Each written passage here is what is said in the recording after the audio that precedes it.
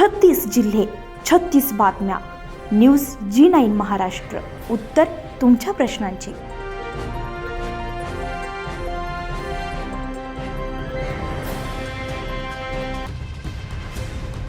कळवण तालुक्यातील मानूर येथे कौटुंबिक कलहातून पत्नीची निर्घृण हत्या करण्यात आली आहे.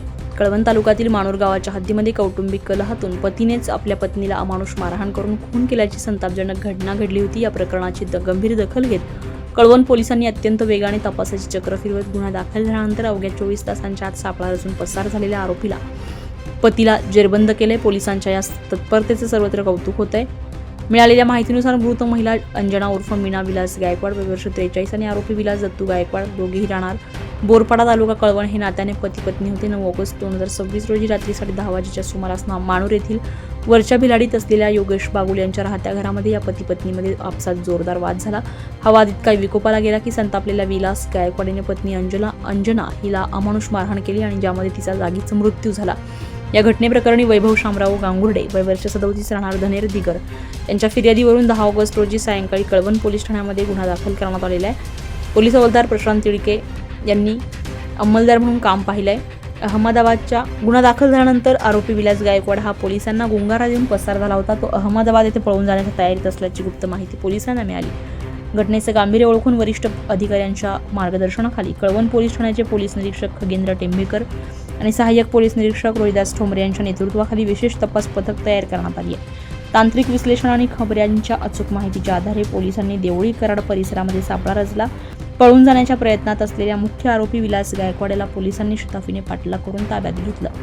सदर धडक कारवाईमध्ये पोलीस निरीक्षक गजेंद्र टेंभेकर, सहाय्यक पोलीस निरीक्षक रोहिदास ठोंबरे यांच्यासह पोलीस अंमलदार निलेश शेवाळे, कृष्णा गवळी, चंद्रकांत चौधरी, पंकज शेवाळे, संदीप बहिरम, शरद जारुस्कर, पोलीस कॉन्स्टेबल बहिरम, संदीप गांगुर्डे, संतोष गवळी, पुंडलिक डंबाळे आणि तुषार डेवरे यांच्या पथकानं महत्त्वाची भूमिका बजावली आहे. या प्रकरणाचा पुढील तपास सहाय्यक पोलीस निरीक्षक रोहिदास ठोंबरे करताय. दिनांक 10 ऑगस्ट रोजी सकाळी साधारण 10 वाजेच्या सुमारास अशी माहिती कळाली की मानूर या ठिकाणी योगेश मनसाराम बागुल याच्या घरी त्याचा साला विलास दत्तू गायकवाड याने त्याच्या पत्नीला मारहाण करून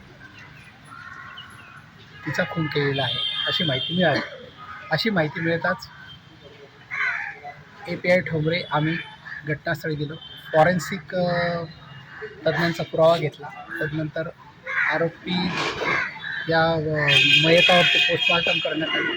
पोस्टमॉर्टममध्ये आरोपीने काहीतरी लाकडासारख्या गोष्टीने आणि तिला बेदम मारहाण केली.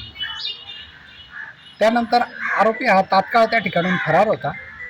आरोपीच्या शोधासाठी तात्काळ आम्ही सगळी पथकं रवाना केली. माननीय डॉक्टर स्वामी SP सर यांनी काही आम्हाला महत्त्वाच्या सूचना दिल्या.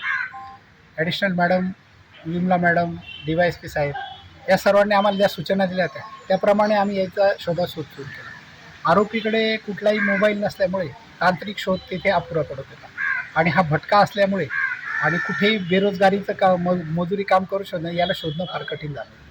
आणि अशा परिस्थितीत आम्ही API साहेब आणि आमच्या टीमने याच्यावरती एक ट्रॅप लावला होता आणि त्याप्रमाणे त्यांनी एकाकडे बरोबर पैशाची मागणी केली ज्याच्याकडे त्याची उधारी होती आणि त्याच्या कॉन्टॅक्टमध्ये तो आल्यानंतर त्याचा पुढे तपास.